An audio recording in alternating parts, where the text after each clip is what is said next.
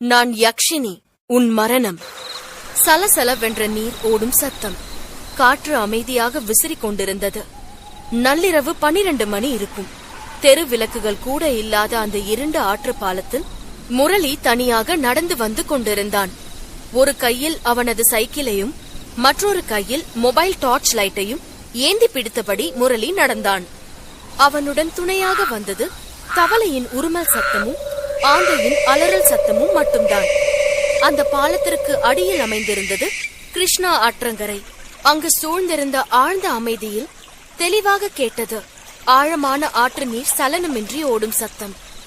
வானம் எங்கும் இருள் சூழ்ந்திருக்க எந்த நேரத்திலும் மழை பெய்யும் என்பது போல் தோன்றியது. அண்ணாந்து பார்த்த முரளி, மழை பெய்யறதுக்குள்ள சீக்கிரம் வீட்டுக்கு போயிடணும் என்று சொல்லி நகர பலமாக ஒலித்தது அவனது மொபைல் ரிங்டோன் என்ற பாடல் ஒலிக்க உடனே அவன் போன் காலை அட்டெண்ட் செய்து, சொல்லு வந்தனா என்றான். எங்க வந்துட்டு இருக்கீங்க என்று போனில் கேட்டது வந்தனாவின் குரல். நான் இப்பதான் கிருஷ்ணா பாலத்தை கிராஸ் பண்ண போறேன். ஆபீஸ்ல கொஞ்சம் ஓவர் டைம் பார்க்க வேண்டியதா போச்சு. சீக்கிரம் வந்துடுறேன் என்று உறுதி அளித்தான் முரளி. என்னது, கிருஷ்ணா பாலத்துல இருக்கீங்களா? நீங்க எதுக்குங்க அங்க போனீங்க என்று அதிர்ச்சியாக கேட்டால் வந்தனா. ஏன் இப்ப இவ்ளோ ஷாக் ஆகுற? நம்ம கிராமத்துக்கு வரதுக்கு இந்த பாலம் தான் ஷார்ட் ரூட். மெயின் ரோட் வழியா வந்தா லேட் ஆகும், உனக்கு தெரியும்ல என்று முரளி பதில் கேள்வி கேட்டான். அது எனக்கு தெரியும், ஆனா நீங்க இப்படி நடு ராத்திரியில ஆத்து பாலத்தை கிராஸ் பண்றதுதான் எனக்கு பயமா இருக்கு. ஓவர் டைம் பார்த்தா என்ன, ஆபீஸ்ல தங்கிட்டு பகல்ல வரலாம்ல. அவ ராத்திரி எல்லாம் அந்த பாலத்துலதான் சுத்தி திரியறான்னு உங்களுக்கு தெரியாதா? அவளால உங்களுக்கு ஏதா என்று வந்தனா கேள்வியை முடிப்பதற்குள் முரளி முந்திக் கொண்டான். அவளா? நீ யார பத்தி பேசுற என்று முரளி கிண்டல் செய்தபடி பாலத்தில் நடந்தான். எல்லாம் தெரிஞ்சிருந்தும் கிண்டல் பண்ணாதீங்க. அதுவும் அந்த பாலத்தை கிராஸ் பண்ணும் போது நீங்க இப்படி பேசுறதுதான் எனக்கு பயமா இருக்கு.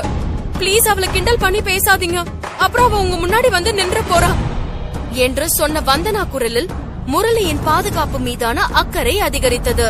முரளி சிரித்துக் கொண்டே, வந்தனா, இந்த யக்ஷினி மச்சினி கதை எல்லாம் வெறும் கட்டு கதை தான். இந்த கிராமத்துல பொழுது போகாம இருக்கிற பெருசுங்க எல்லாம் சேர்ந்து உருவாக்குனது. அதெல்லாம் உண்மை இல்ல, நீ தேவையில்லாம பயப்படாத என்று வந்தனாவிற்கு தைரியம் கூறினான். நீங்க நம்பலனா பரவாயில்ல, ஆனா நான் அந்த கதைய நம்புறேன். அதனால சீக்கிரம் வீட்டுக்கு வந்து சேருங்க என்று அதட்டினாள் வந்தனா. சரி செல்லோ, என்னால எவ்வளவு சீக்கிரம் வர முடியுமோ அவ்வளவு சீக்கிரம் வந்துடுறேன், ஓகேவா என்று முரளி பதில் அளித்தான். சட்டென அவன் பின்னால் ஒரு கருப்பு உருவம் தோன்றி விருட்டென மறைந்தது. அதை கவனிக்காத முரளி, சரி அப்ப நான் போனை வச்சிடுறேன் என்று வந்தனா அழைப்பை துண்டிக்க போக அவளை தடுத்தான். ஏய் இரு, நீ ஒரு முக்கியமான விஷயத்த மறந்துட்ட பாத்தியா என்று முரளி புதிர் போட, மறந்துட்டனா? நான் எதை மறந்த என்று வந்தனா கொஞ்சம் குழப்பமாக கேட்டாள். இந்த யக்ஷினியோட முட்டாள்தனமான கட்டுக்கதையெல்லாம் நீ ஞாபகத்துல வச்சிருக்க, ஆனா இன்னைக்கு நமக்கு கல்யாண நாளுன்றத மறந்துட்ட பாத்தியா? அது மட்டும் உனக்கு ஞாபகம் இல்ல, அப்படித்தானே என்று முரளி செல்லமாக கோபித்துக் கொண்டான். அட கடவுளே, ஐயோ இதை எப்படி மறந்த என்று உதட்டை கடித்துக் கொண்ட வந்தனா தொடர்ந்தாள். அதனாலதான் நீங்க பத்திரமா வீட்டுக்கு வரணும்னு நான் இவ்ளோ யோசிக்கிறேன் என்று சிரித்துக் கொண்டே சமாளித்தாள். சரி சரி, நீ மறந்துட்டல, இப்ப அதுக்கான பனிஷ்மெண்ட்டையும் நீ அனுபவிச்சே தீரணும் முரளி கிண்டலாக பதில் அளித்தான். ஆர்வமான வந்தனா, என்னது பனிஷ்மெண்டா? எங்க சொல்லுங்க, என்ன பனிஷ்மெண்ட் எனக்கு குடுக்க போறீங்கன்னு என்று அவள் கொஞ்சம் குரலில் கேட்க, உனக்கு பனிஷ்மெண்ட் என்னன்னா, இன்னைக்கு ராத்திரி முழுக்க நான் உன்னை தூங்க விட போறதில்ல முகத்தில் குறும்பு சிரிப்புடன் கூறினான் முரளி. வந்தனா வெட்கப்பட்டு, உன்னை சிப்போ பொறுக்கே, இதெல்லாமா போன்ல என்கிட்ட சொல்லுவ என்று கேட்டாள். இதெல்லாம் நான் உன்கிட்ட சொல்லாம வேற யார்கிட்ட போய் சொல்றது என்று கேட்டான் முரளி. சரி சீக்கிரம் வீட்டுக்கு வந்துடு, நான் உனக்காக வெயிட் பண்ணிட்டு இருப்பேன் என்று அவள் சிரித்தபடி அழைப்பை துண்டித்தாள். சிரித்தபடியே போனை கட் செய்து நடக்க ஆரம்பித்தான் முரளி. பாலத்தில் பாதி தூரம் கடந்திருந்தான். தொலை தூரத்தில் தெருநாய்க்கள் ஊளையிடும் சத்தம் கேட்க அவன் அதை கண்டு கொள்ளாமல் நடந்தான். திடீரென கால் கொலுசுகளின் சினுங்கல் சத்தம் வர அப்படியே நின்றான். சுற்றி பார்த்தான், யாரும் அங்கு இல்லை. நடக்க ஆரம்பித்தான். கனகனவென மீண்டும் கொலுசுகளின் சத்தம் அவன் பின்னால் வேகமாக நெருங்குவது போல உணர அவன் சட்டென திரும்பி பார்த்தான். அங்கு யாரையும் காணவில்லை. மெல்ல அவனை பயம் தொற்றிக்கொள்ள ஆரம்பித்தது. இருளில் அடிக்கப்பட்ட மொபைல் டார்ச் லைட் வெளிச்சமும் அவனின் பதட்டத்தை கூட்டியது. அவனுடன் துணை இருந்த விலங்குகளின் சத்தம் இப்போது இல்லை என்பதை உணர்ந்தான். திடீரென்று நதியின் சத்தமும் கேட்காமல் சட்டென பேரமைதியை நிலவ பலத்த சத்தத்துடன் வானம் இடி இடித்தது. நடுங்கிய முரளி தைரியத்தை வரவழைத்துக் கொண்டு முன்னோக்கி நடக்க ஆரம்பித்தான். இந்த வந்தனா கிட்ட யக்ஷினிய பத்தி பேசினது தப்பா போச்சு. என்ன அறியாம நானே பயப்பட ஆரம்பிச்சிட்டேன். ஆனா ஒண்ணு, அந்த யக்ஷினி எப்படி இருப்பா? அவளை பாக்கணும்னு உள்ளுக்குள்ள ஆசையாதான் இருக்கு. ஏன்னா அவ உண்மையிலேயே ரொம்ப அழகா இருப்பா. கற்பனை கூட பண்ண முடியாத பேரழகின்னு கதைகள்ல சொல்லி கேட்டிருக்கேன் என்று கூறி அவன் முன்னால் நகர்ந்தான். முரளி முன்னோக்கி நடந்து கொண்டிருக்க பாலத்தின் மறுமுனையில் அவனுக்காக காத்திருந்தது ஒரு நிழல் உருவம். 5 அடியில் அளவான உடல் வளைவுகளுடன் காற்றில் கூந்தல் பறக்க நிற்கும் அந்த உருவத்தை பார்த்ததும் பக்கென்று இருந்தது முரளிக்கு. அந்த உருவமும் அவனையே பார்த்தபடி நின்று கொண்டிருந்தது. பயத்தில் உடல் சிலிர்த்து வியர்வை கொட்ட தொடங்கியது. இப்போது அவனுக்கு முன்னால் இருந்த உருவம் மெல்ல அவனை நெருங்கியது. அவன் முன்பு கேட்ட அதே கொலுசுகளின் சலசலப்பு சத்தம் இப்போது அவனுக்கு முன்னால் இருந்த நிழலிடமிருந்து வந்தது. என்ன செய்வதென்று தெரியாமல் திகைத்து நின்றான் முரளி. முற்றிலும் வியர்வையில் நனைந்திருந்தவன் யாரது என்று பயத்துடன் கேட்டான். நிழலிடமிருந்து பதில் வரவில்லை. முழு அமைதி நிலவியது. முரளி நெற்றியிலிருந்து வியர்வையை துடைக்கும் போது அவனது இதய துடிப்பு அதிகரிப்பதை அவனால் உணர முடிந்தது. அவனது சுவாசம் கனமாகி பதட்டம் அதிகரிக்க தொடங்கியது. வந்தனா சொன்னது உண்மை கிடையாது, இது யக்ஷினி இல்ல என்று அவன் மனதில் தைரியத்தை வரவழைத்துக் கொண்டு தன்னை நோக்கி வரும் நிழல் உருவம் யார் என்று பார்க்க அதன் மீது மொபைல் டார்ச் லைட்டை அடித்தான். முரளியின் முகம் மாறியது. அந்த நிழல் உருவம் ஒரு அழகான பெண்ணுடையது. அவள் ஒரு கருப்பு புடவை அணிந்திருந்தாள். சுமார் 22 to 24 வயதுடையவள் போல் தோன்றினாள். அவளது மெல்லிய கழுத்தும் இடுப்பை தொடும் அளவிற்கு வளர்ந்த நீளமான தலைமுடியும் இளஞ்சிவப்பு உதடுகளையும் மற்றும் அழகான உடலையும் பார்த்து தேவதையைப் போல் இருந்த அவளின் விழிகளுக்குள் எந்த ஆணும் துளைந்து போக விரும்புவான். முரளியும் ஆச்சரியத்தில் வாயடைத்து நின்றான். அந்த கன்னி பெண் தன் கைகளை உயர்த்தி தன்னிடம் வா என்று முரளியை அழைக்க அவளுடைய அழகில் மயங்கியவன் யக்ஷினியை பற்றி கேட்ட அனைத்தையும் முற்றிலுமாக மறந்தான். அவன் தனது சைக்கிளை அங்கேயே கீழே போட்டுவிட்டு அந்த பெண்ணை நோக்கி மெல்ல நடந்தான். அவனது உடலுக்குள் உஷ்ணம் அதிகரிக்க அதிகரிக்க இளம் பெண்ணின் அருகில் சென்ற முரளி மெதுவாக நீ யாரு, இங்க என்ன செய்ற என்று அவளிடம் கேட்டான். தன் கண்களை ஆழமாக அவன் மேல் ஊடுருவ செய்தவள் அழகான புன்னகையுடன் மயக்கும் குரலில், இப்போ அது முக்கியம் அல்ல, இங்க என்ன நடக்க போகுதோ அதுதான் முக்கியம் என்று அந்த வசீகர குரலில் உதட்டை கடித்தபடி சொன்னாள் அந்த பெண். என்ன நடக்க போகுது என்று ஆர்வமானான் முரளி. நீ உன் மனைவி கிட்ட சொன்ன அதே விஷயம்தான். நீ அவளை தூங்க விடாம உன்னை கொடுக்கறேன்னு சொன்னல, அதேதான். என்ன தூங்க விடாம நீ பண்ணணும். நானும் விடிய விடிய உன்னை அனுபவிக்கணும்னு ஆசைப்படுறேன். உனக்கு ஓகேனா சொல்ல என்று அவள் வெளிப்படையாக கேட்க மதி மயங்கி நின்றான் முரளி. அவன் கண்களை பார்த்து மனோவசியம் செய்ய தொடங்கியவள் இப்போது முரளியை முழுமையாக கட்டுப்படுத்தி இருந்தாள். அப்ப சரி, நான் ரெடி. இன்னைக்கு ராத்திரி மட்டும் இல்ல, நாளைக்கு ராத்திரி, அதுக்கு அடுத்த நாள் ராத்திரி கூட நான் உன்னை தூங்க விடாம சந்தோஷமா வச்சிருப்பேன் என்று முரளி கூறுகையில் அவன் தன்னை முழுமையாக அந்த பெண்ணிடம் இழந்திருந்தான். சட்டென தாமரை பூக்களின் மனம் அந்த இடம் முழுவதும் பரவியது. இரக்கத்தில் அந்த இளம் பெண்ணின் அருகில் சென்று அவளை மார்போடு அணைத்துக் கொண்டான் முரளி. அடுத்த கணம் ஆற்றங்கரையில் அவர்கள் இருவரும் ஒன்றாக ஆடைகளை களைந்து உல்லாசமாக இருந்தார்கள். மற்றும் அவளது உடலில் நினைவிற்கு வந்தான். ஆனால் அவனால் எழ முடியவில்லை. உடலில் பலம் இல்லாமல் மிகுந்த சோர்வை உணர்ந்திருந்தான். அவன் அந்த பெண்ணின் முகத்தை பார்க்க அவளுக்கு வயதாகி ஒரு சூனியக்காரி போல் இருப்பதைக் கண்டு திகைத்தான். சில நிமிடங்களுக்கு முன்பு சூடாக இருந்த அவனது உடல் இப்போது பனிக்கட்டியாக மாறியதை உணர்ந்து அதிர்ந்தான். நீ யாரு என்று குரல் நடுங்க கேட்டான். நான் தான் யக்ஷினி, உன் மரணம் என்று வக்கிர புன்னகையில் பதில் சொன்னால் அந்த மர்ம சூனியக்காரி. இதை கேட்ட முரளி அவளிடமிருந்து அவசரமாக தப்பிக்க முயன்றான். ஆனால் யக்ஷினி அவனை பிடித்துக் கொண்டாள். அவள் ஒரு பொல்லாத கணீர் குரலில், என் அன்பே, நீ போய் எங்க போற? என் காமதாகம் இன்னும் தனியிலேயே எனக்கு பத்தல. இன்னும் நிறைய வேணும். நீ என்ன பல நாள் தூங்க விடாம சந்தோஷமா வச்சிருப்பேன்னு சொன்னியே, ஏன் இப்போ என்ன பார்த்து ஓடுற? பயந்துட்டியா?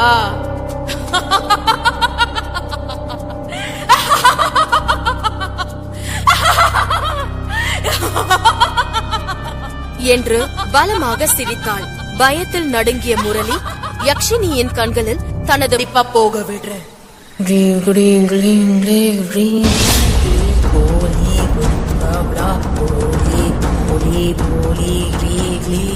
என்று யக்ஷினி மந்திர சொற்களை முணுமுணுத்தாள். யக்ஷினி முரளியின் மார்பில் கையை வைக்க சட்டென மேகங்கள் கூடி அடர்த்தியாகி இடி இடிக்க தொடங்கியது. யக்ஷினி தன் நகங்கள் மூலம் அவன் ரத்தத்தை உறிஞ்ச தொடங்கினாள். முரளி வெளிரி சுருங்கினான். ரத்தம் உறிஞ்சப்பட்டதால் யக்ஷினி மறுபடியும் இளமையாகவும் வலுவாகவும் உணரத் தொடங்கினாள். இப்போது பழைய வடிவிற்கு அழகியாக திரும்பினாள். அதே நேரத்தில் முரளி உயிர் பிரிந்து அவனது உடலில் ஒரு துளி ரத்தம் கூட இல்லாமல் உலர்ந்த சடலமாக சரிந்து விழுந்தான். தன் மயக்கும் கண்களால் யக்ஷினி இமைக்க சடசடவென பொழிய துவங்கியது மழை. யக்ஷினியின் வேட்டை தொடரும். யக்ஷினி முரளியின் இதயத்தை அவனது உடலிலிருந்து அகற்றி தற்போது விழத் தொடங்கிய மழை துளிகளுக்குள் மெல்ல சென்று மறைந்து விடுகிறாள்.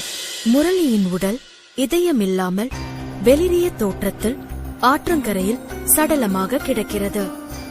அவனது ஆன்மா இந்த பரிமாணத்தை விட்டு வெளியேறும்போது அவன் கடைசியாக கேட்டது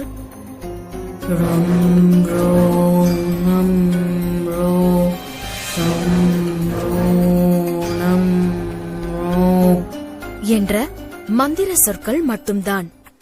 டைப்ரைட்டரின் டைப் அடிக்கும் சத்தம் கேட்க கோட் அணிந்த நபர் கதவுகளை மூடிய அறையில் தன் கதையை டைப் செய்து கொண்டிருந்தார். அந்த நபர் பெரிய வட்ட மூக்கு கண்ணாடிகளை அணிந்திருந்தார். எல்லா பக்கங்களிலும் புத்தகங்களால் நிரப்பப்பட்ட ஒரு அறையில் அவர் தனியாக அமர்ந்திருந்தார். அவரின் மேசைக்கு மேலே இருந்த ஒரு ஆஷ்ட்ரேவில் சில புகைத்து அணைக்கப்பட்ட சிகரெட்டுகளும் சாம்பல்களும் இருந்தன. அதனுடன் பாதி எரிந்த சிகரெட் ஒன்று புகைந்து கொண்டிருந்தது. எழுத்தாளர் தனக்கு தானே சொல்லிக் கொள்கிறார், இந்த பாட் முடிஞ்சது. இப்போ அடுத்த பாட்டுல வந்தனா தன் புருஷனோட சாவுக்கு பழி வாங்கறதுக்காக போவா. அவளோட சாபம் என்னன்னு கண்டுபிடிப்பா. அப்புறம் அந்த ஆன்மாவுக்கு சாப விமோச்சனம் கிடைச்சிரும். கதையும் நல்லபடியா முடிஞ்சிரும். வாசகர்கள் கண்டிப்பா இத விரும்புவாங்க. ஆனா முரளிக்கு தான் வருத்தமா இருக்கும். என்ன செய்யறது? ஒரு உண்மையான திகில் கதை முன்னேற ஒரே வழி மரணம் மட்டும்தான். இதை சொல்லி அவர் ஒரு சிகரெட்டை பற்ற வைத்து தனது மொபைல் போனில் ஒரு எண்ணை டயல் செய்து யாரையோ அழைக்கிறார். ஹலோ, யாருங்க என்று தொலைபேசியில் கொட்டாவி விட்டபடி கேட்டது ஒரு குரல். ஹலோ ஜெகதீஷ், கதை ரெடி ஆயிடுச்சுன்னு சொல்லதான் கூப்பிட்டேன் என்று எழுத்தாளர் நிதானமாக சொன்னார். ஓ சூப்பர் சார், கங்க்ராட்ஸ். ஆனா சார், இத நீங்க காலையில என்கிட்ட சொல்லிருக்கலாமே. இப்படி நடுராத்திரியில என்ன கூப்பிட்டு சொல்லணும்னு அவசியம் இல்லையே என்று ஜெகதீஷ் அரை தூக்கத்துடன் சோர்வாக கேட்டான். எழுத்தாளர் சிகரெட்டில் ஒரு பஃப் இழுத்துவிட்டு, ஒரு ராத்திரியில தான் நிறைய விஷயங்கள் நடக்கும், அது இருக்கட்டும், இப்ப டைம் என்ன என்று சொல்லிவிட்டு எழுத்தாளர் தனது கையில் இருந்த பழைய கை கடிகாரத்தின் மீது கண்களை வைத்தார். அப்போது அது இரவு 3 மணி என காட்டியது. பிறகு தனது தவறை உணர்ந்து, ஓ நைட்டு 3 மணி ஆயிடுச்சா? எனக்கு தெரியாது. இப்பதான் 9 இல்ல 10 மணி இருக்கும்னு நினைச்சேன் என்றார் எழுத்தாளர். பிரச்சனை இல்ல சார், டைம் கூட தெரியாத அளவுக்கு நீங்க ஆர்வமா ஒரு கதையை எழுதிருக்கீங்கன்னு என்னால புரிஞ்சுக்க முடியும் என்றான் ஜெகதீஷ். ஆமா, நான் உண்மையிலேயே அப்படிதான் செஞ்சேன். ஜெகதீஷ், ட்ரஸ்ட் மீ, இந்த புத்தகம் வரும்போது மக்கள் புல்லரிச்சு போவாங்க பாரு. நான் இந்த கதைய ராத்திரி முழுக்க முழிச்சிருந்து ரொம்ப மெனக்கெட்டு எழுதினேன். அது கண்டிப்பா நடக்கும் சார். உங்க கதையில உயிர் இருக்கு. அது இறந்தவங்கள கூட எழுப்பி உங்க கதைய கேட்க வைக்கும். அப்புறம் நீங்க எழுதின கதைக்கு பேர் என்ன சார் என்று ஜெகதீஷ் ஆர்வத்துடன் கேட்டான். இந்த கதையோட பேரு யக்ஷினி, ஒரு அழகான ராட்சசி என்று எழுத்தாளர் தனது பெருமை மிகுந்த தோணியில் பதிலளித்தார். என்ன சார், யக்ஷினி நான் சொன்னீங்க? ஜெகதீஷ் ஆச்சரியத்துடன் கேட்டான். ஆமா, யக்ஷினி தான். என்னாச்சு? நீ ஏன் இவ்ளோ ஷாக் ஆகுற என்று அவன் ஆச்சரியத்தை அறிய ஆர்வமாக கேட்டார் எழுத்தாளர். சார், இந்த யக்ஷினி உங்க கிராமத்துக்கு பக்கத்துல இருக்கிற கிருஷ்ணா ஆத்துல தான் சுத்தி திரியறதாவும் ஆண்களோட உல்லாசமா இருந்துட்டு அப்புறம் அவங்கள கொன்னுடுவானோ நான் கேள்விப்பட்டிருக்கேன். ஆமா, நானும் கேட்டிருக்கேன். அதுக்கு என்ன இப்போ? சார், நீங்க யக்ஷினிக்கு பயப்படலையா? அவ உங்களை ஏதாவது செஞ்சுட்டானா? யக்ஷினி சுத்தி திரியற கிராமத்தை பத்தி ஒரு கதையை எழுதி நீங்களே உங்களை ஆபத்துல சிக்க வச்சுக்கிறீங்கன்னு யோசிக்கலையா என்று ஜெகதீஷ் கேட்டான். ஜெகதீஷ், கிராமத்துல மக்கள் சொல்ற அளவுக்கு யக்ஷினி மோசமானவ இல்ல. என்ன சார் சொல்றீங்க? அம்பை விட விளக்கமாக பதிலளித்தார் எழுத்தாளர். பெரும்பாலான புராண நம்பிக்கைகளின்படி நமது பிரபஞ்சத்தில் சில லோகங்கள் இருக்கு. அதுக்குள்ள வெவ்வேறு தெய்வங்கள், அசுரர்கள் மற்றும் பேய்கள் வசிச்சிட்டு இருக்காங்க. பூமிக்கும் இந்த லோகங்களுக்கும் இடையிலான தூரம் படிப்படியா வேறுபடும். மேல விஷ்ணு லோகம் மற்றும் அடியில யக்ஷினி, அப்சரஸ் மற்றும் யக்ஷஸ் லோகங்கள் இருக்குது. இந்த தெய்வங்கள் தங்களுக்கு மிக நெருக்கமானவர்களால சந்தோஷமா இருக்கும் என்று எழுத்தாளர் விளக்கினார். ஆனா சார், இந்த தெய்வங்கள் ஏன் மக்களை தொடர்பு கொள்ளணும்? ஜெகதீஷ் ஆர்வத்துடன் கேட்டான். ஏன்னா ஒரு மந்திரத்தை சரியான திசையிலும் நேரத்திலும் தொடர்ந்து சொல்வதன் மூலமா அதன் எண்ண அலைகள் இந்த தெய்வங்களை விரைவா அடையுது. அதுபோல இந்த யக்ஷினி மேலுலகத்திலிருந்து துவாபர யுகத்தின் முடிவுல பூமிக்கு வந்தா. ஆனா ஒரு சந்தர்ப்பத்துல சபிக்கப்பட்டா. அந்த சாபம் அவளுடைய வாழ்க்கையே நிரந்தரமா மாத்திடுச்சு என்று எழுத்தாளர் கூறினார். நீங்க எந்த சாபத்தை பத்தி சொல்றீங்க சார்? அந்த மாதிரி அவளை சபிச்சது யாரு? ஜெகதீஷ் மீண்டும் கேட்டான். அவளுக்கு அப்படி என்ன சாபம் கொடுத்தாங்க? யார் கொடுத்தது? சொல்லுங்க சார் என்று ஆர்வத்துடன் கேட்டான் ஜெகதீஷ். சில நொடிகள் மௌனமாக இருந்த எழுத்தாளர் ராகவன் பின் ஜெகதீஷின் கேள்விகளுக்கு பதிலளித்தார். அதுக்கான பதில தெரிஞ்சுக்கணும்னா என் புத்தகத்தோட 2ஆம் பாகத்துக்காக நீ காத்திருக்கணும் என்றார்.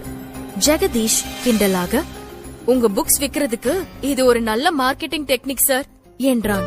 கண்டிப்பா ஜெகதீஷ், என் புக்ஸோட நான் அனுபவிச்ச வலியையும் சேர்த்து விக்கிறேன். அந்த கண்ணீருக்கு எவ்வளவு பணம் கொடுத்தாலும் போதாது. எது எப்படியோ ஜெகதீஷ், பிறக்கும் போதே யாரும் கெட்டவங்களா பிறக்கிறது இல்ல. சில சந்தர்ப்ப சூழ்நிலை அவங்கள கெட்டவங்களா மாத்திடுது என்றார் ராகவன்.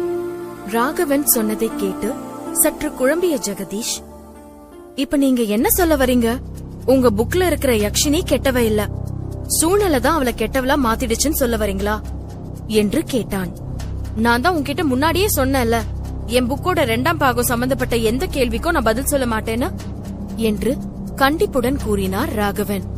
ஜெகதீஷ் சற்று தயங்கியபடி ராகவனிடம், சார், நான் உங்ககிட்ட ஒன்னு கேட்கலாமா என்றார். கேளு சார். நீங்க சொன்னதெல்லாம் வச்சு பார்க்கும்போது பட்டது. ராகவன் தனது மொபைலை பார்த்தார். அதில் நோ சர்வீஸ் என்று காட்டியது. இந்த கிராமத்துல இது ஒரு பெரிய பிரச்சனை. அவசரத்துக்கு நெட்வொர்க் கரெக்டாவே கிடைக்காது என்றார் சலிப்புடன். ராகவன் தனது நாற்காலியின் அருகில் வைத்திருந்த ஊன்றுகோலின் உதவியுடன் எழுந்து நின்றார். இளம் வயதில் அவருக்கு ஏற்பட்ட விபத்தினால் அவர் கால் ஊனமானார். அவர் 2 அடிகள் முன்னால் எடுத்து வைக்க திடீரென்று அறையில் இருந்த விளக்குகள் விட்டு விட்டு எரிய தொடங்கியது. திடீர்னு இந்த பல்புகளுக்கு என்ன ஆச்சு என்று குழம்பினார் எழுத்தாளர். பலத்த சத்தத்துடன் வீட்டின் கரண்ட் பாக்ஸ் வெடிக்க அறை இருளில் மூழ்கியது. ராகவனால் எதையும் சரியாக பார்க்க முடியவில்லை. கால் ஊனமான அவர் நொண்டியபடியே இருட்டில் செல்ல தடுமாறினார். தனக்கு முன்னால் இருந்த ஒரு டீ பாயில் இடித்துக் கொண்டார். இன்னைக்குன்னு பார்த்து ஏன் இந்த மாதிரி எல்லாம் நடக்குது? இதுக்கு முன்னாடி கரண்ட் இப்படி எல்லாம் கட் ஆனதே இல்லையே என்று அவர் மனதுக்குள் நினைத்துக் கொண்டார். அப்போதுதான் அவருக்கு லேசாக சிந்தனையில் பொறி தட்டியது. தன்னை சுற்றி நடப்பது அமானுஷ்ய சக்தியின் வேலையாக இருக்குமோ என்று பயந்தார். இல்ல, இது அவளா இருக்காது, இது வெறும் பவர் கட் தான் என்று தனக்குத்தானே தைரியம் சொல்லிக் கொண்டார் ராகவன். தைரியத்தை வரவழைத்துக் கொண்டு மேலும் 2 அடி எடுத்து வைக்க மூடப்பட்டிருந்த அறையின் கதவு தானாகவே மெல்ல திறந்தது. ஒரு மங்கலான வெள்ளை வெளிச்சம் மறுபுறம் நின்றிருப்பதை அவர் பார்த்தார். ஊன்றுகோலின் உதவியுடன் நின்றிருந்த எழுத்தாளர் அதை பார்த்து மெல்ல பின்னால் நகர்ந்தார். திடீரென்று ஒரு கை தனது ஊனமுற்ற காலை பிடித்து இழுப்பது போல உணர்ந்தார். அதனிடமிருந்து தன்னை விடுவித்துக் கொள்ள போராடினார். ஆனால் அந்த கை அவரது காலை பலமாக இழுக்க அவர் நிலை தடுமாறி பொத்தென கீழே விழுந்தார். ஆ, என் கால் என்று அவர் அலறினார். இருள் காரணமாக அவரால் எதையும் பார்க்க முடியவில்லை. மெதுவாக தனது கையை தன் ஊனமுற்ற காலருகே கொண்டு சென்றார். அவரது கை தன் காலை பிடித்திருந்த வேறொரு கையை தொட்டது.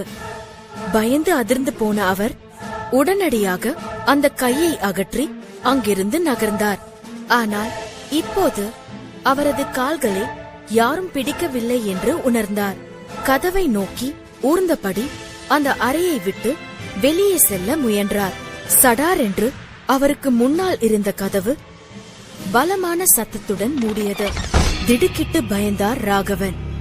யார் யார் நீ யார் என்று பயத்துடன் கேட்க, நான் யக்ஷினி, உன் மரணம் என்று இருளிலிருந்து ஒலித்தது அந்த கோரக் குரல்.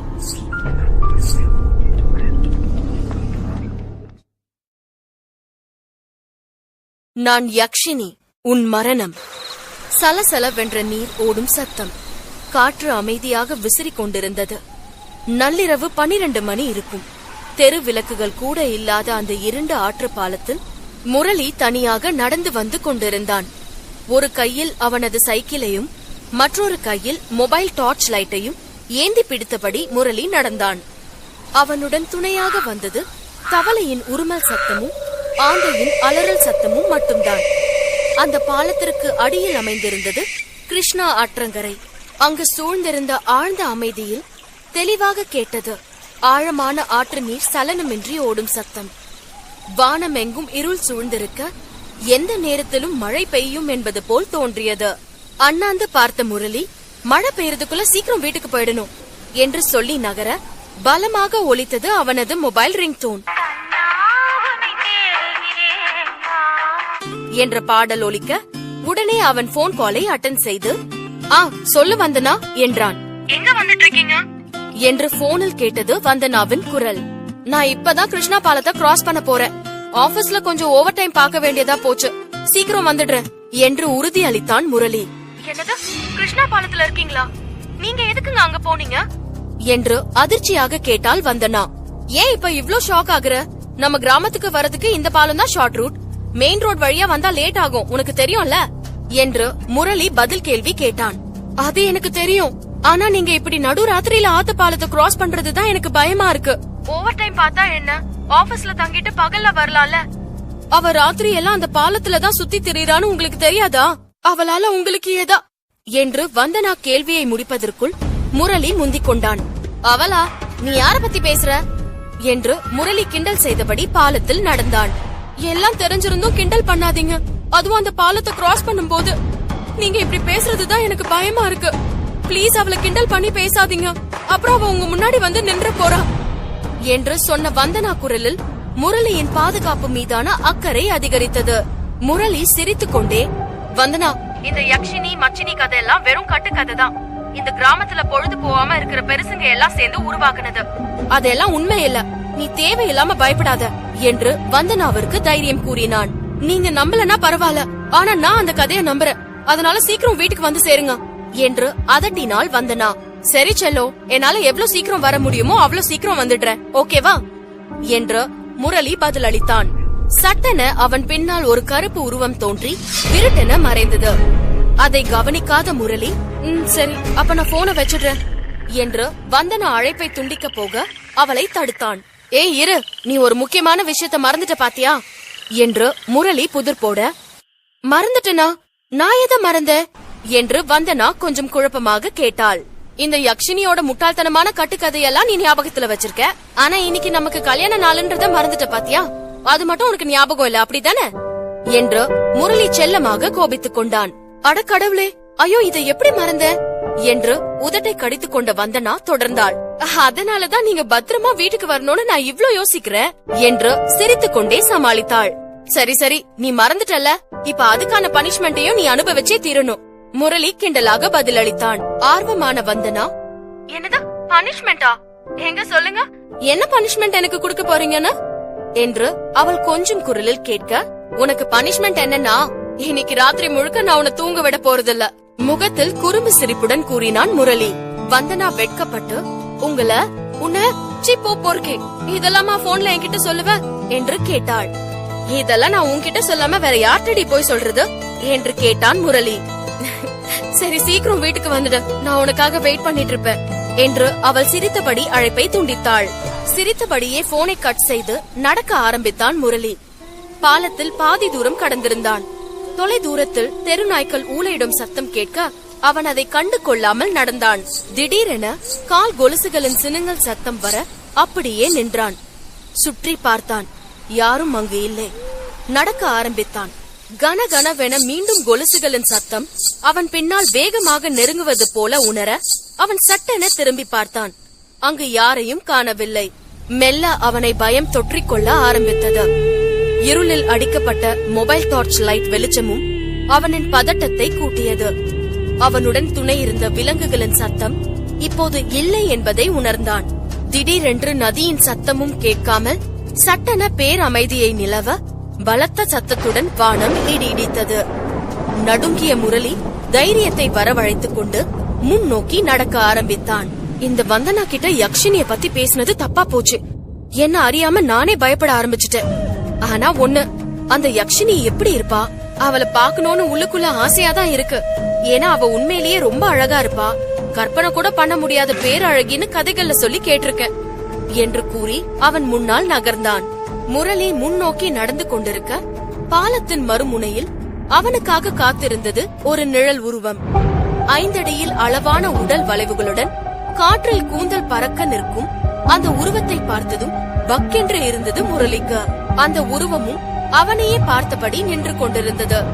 பயத்தில் உடல் சிலிர்த்து வியர்வை கொட்ட தொடங்கியது. இப்போது அவனுக்கு முன்னால் இருந்த உருவம் மெல்ல அவனை நெருங்கியது. அவன் முன்பு கேட்ட அதே கொலுசுகளின் சலசலப்பு சத்தம் இப்போது அவனுக்கு முன்னால் இருந்த நிழலிடமிருந்து வந்தது. என்ன செய்வதென்று தெரியாமல் திகைத்து நின்றான் முரளி. முற்றிலும் வியர்வையில் நனைந்திருந்தவன், யாரது என்று பயத்துடன் கேட்டான். நிழலிடமிருந்து பதில் வரவில்லை. முழு அமைதி நிலவியது. முரளி நெற்றியிலிருந்து வியர்வையை துடைக்கும் போது அவனது இதய துடிப்பு அதிகரிப்பதை அவனால் உணர முடிந்தது. அவனது சுவாசம் கனமாகி பதட்டம் அதிகரிக்க தொடங்கியது. வந்தனா சொன்னது உண்மை கிடையாது, இது யக்ஷினி இல்ல என்று அவன் மனதில் தைரியத்தை வரவழைத்துக் கொண்டு தன்னை நோக்கி வரும் நிழல் உருவம் யார் என்று பார்க்க அதன் மீது மொபைல் டார்ச் லைட்டை அடித்தான். முரளியின் முகம் மாறியது. அந்த நிழல் உருவம் ஒரு அழகான பெண்ணுடையது. அவள் ஒரு கருப்பு புடவை அணிந்திருந்தாள். சுமார் 22 to 24 வயதுடையவள் போல் தோன்றினாள். அவளது மெல்லிய கழுத்தும் இடுப்பை தொடும் அளவிற்கு வளர்ந்த நீளமான தலைமுடியும் இளஞ்சிவப்பு உதடுகளையும் மற்றும் அழகான உடலையும் பார்த்து தேவதையைப் போல் இருந்த அவளின் விழிகளுக்குள் எந்த ஆணும் துளைந்து போக விரும்புவான். முரளியும் ஆச்சரியத்தில் வாயடைத்து நின்றான். அந்த கன்னி பெண் தன் கைகளை உயர்த்தி தன்னிடம் வா என்று முரளியை அழைக்க அவளுடைய அழகில் மயங்கியவன் யக்ஷினியை பற்றி கேட்ட அனைத்தையும் முற்றிலுமாக மறந்தான். அவன் தனது சைக்கிளை அங்கேயே கீழே போட்டுவிட்டு அந்த பெண்ணை நோக்கி மெல்ல நடந்தான். அவனது உடலுக்குள் உஷ்ணம் அதிகரிக்க அதிகரிக்க இளம் பெண்ணின் அருகில் சென்ற முரளி மெதுவாக, நீ யாரு, இங்க என்ன செய்ற என்று அவளிடம் கேட்டான். தன் கண்களை ஆழமாக அவன் மேல் ஊடுருவ செய்தவள் அழகான புன்னகையுடன் மயக்கும் குரலில், இப்போ அது முக்கியம் அல்ல, இங்க என்ன நடக்க போகுதோ அதுதான் முக்கியம் என்று அந்த வசீகர குரலில் உதட்டை கடித்தபடி சொன்னாள் அந்த பெண். என்ன நடக்க போகுது என்று ஆர்வமானான் முரளி. நீ உன் மனைவி கிட்ட சொன்ன அதே விஷயம்தான். நீ அவளை தூங்க விடாம உன்னை கொடுக்கறேன்னு சொன்னல, அதேதான். என்ன தூங்க விடாம நீ பண்ணணும். நானும் விடிய விடிய உன்னை அனுபவிக்கணும்னு ஆசைப்படுறேன். உனக்கு ஓகேனா சொல்ல என்று அவள் வெளிப்படையாக கேட்க மதி மயங்கி நின்றான் முரளி. அவன் கண்களை பார்த்து மனோவசியம் செய்ய தொடங்கிய